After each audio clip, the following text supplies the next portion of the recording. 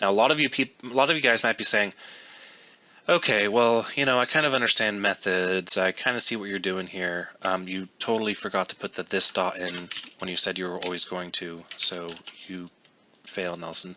But I see what you're doing here with the methods. You are wrapping around your private members with something that's public so that you can expose them indirectly.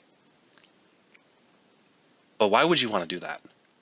Well, the biggest reason that you want to do this is for future extensibility, insofar as the ability for you to add additional logic into your getters and setters. So in the public string get name, we happen to just be returning a field, and that's it. But we're not limited to just returning a field. This is a fully fledged method. We can put whatever logic we want into this. Let's say that down the road, we changed the way that our name is stored.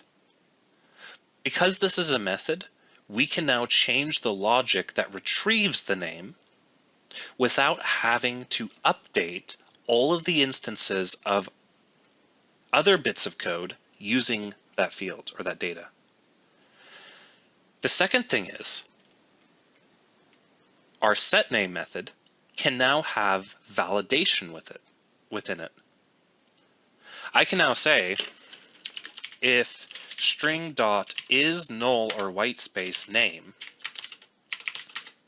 throw new argument null exception name.